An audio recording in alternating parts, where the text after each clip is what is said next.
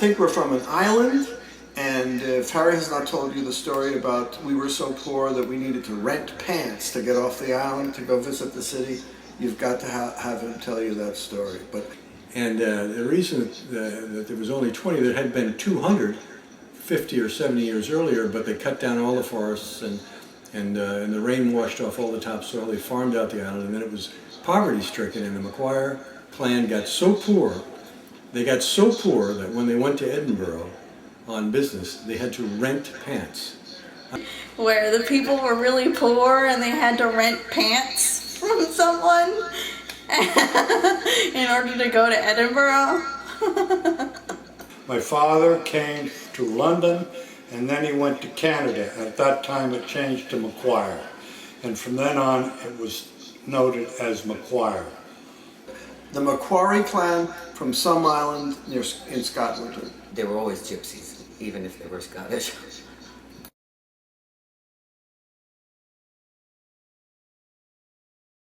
I remember Aunt Elodie as being larger than life.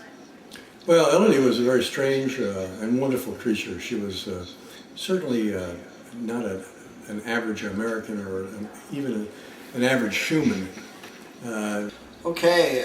Elodie, my oldest sister, she swears she raised me, and I believe her. My sister Elodie was always like a mystic. She believed in auras. She believed in magic. She believed in weird things in the world. She claimed that she had extrasensory perception and would, at the drop of a hat, try to prove it or take any challenge. And one time, my younger brother and myself, Jim, challenged her.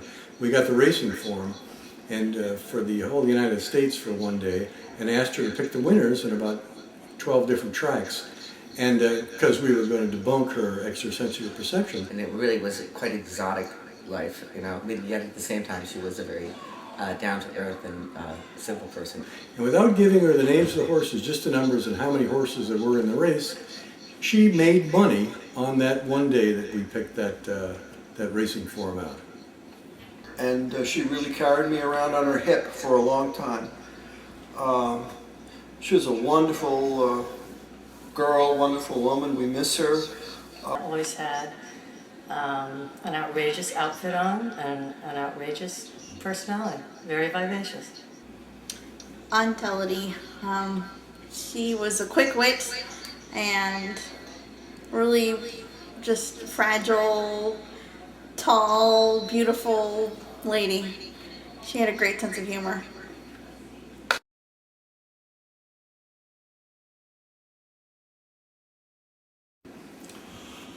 I met Joan in 1959.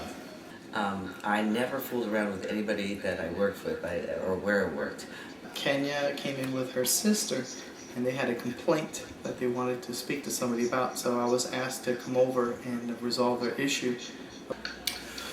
I met Marguerite's mother, Emma Mendez, in Old San Juan in about 1977 or 78 at a dinner party.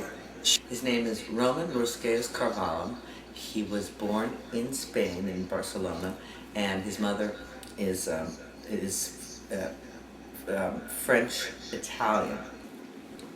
Well, although I'd seen Jane earlier and noticed her, certainly, the first time I had met her was in a stage production of The King and I, which took place at the Tapia Theater in San Juan, Puerto Rico. God, I forget the year. It's a long time ago, though.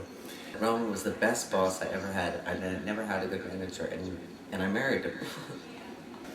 The way I met her was a friend of mine was dating a roommate, and he kept saying, "Come on over and see your roommate, she's kind of good looking."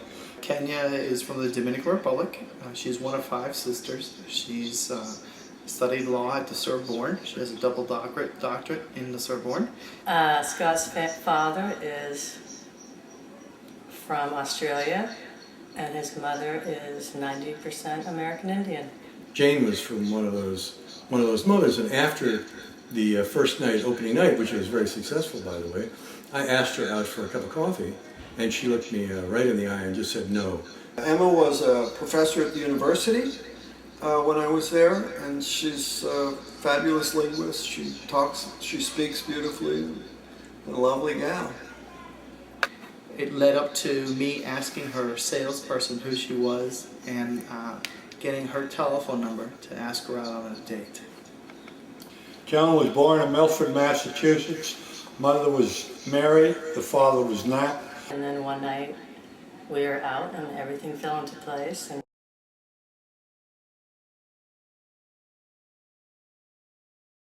I would really like to see my kids grow up, have a nice background in education.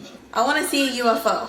I would like there to be more of a universality of thought among all peoples, that we all are on the planet together and we need to move in one direction, which is less violence and more love.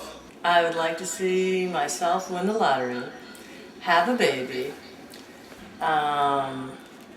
invent a pill that makes you live twice as long as you already do. I always thought that the savior of humanity would probably be the introduction of an extraterrestrial species that was a lot smarter than us and would get us out of all these problems that we have on Earth, or at least ameliorate a lot of them. I would like to see the progress of the internet really link up to the progress of democracy.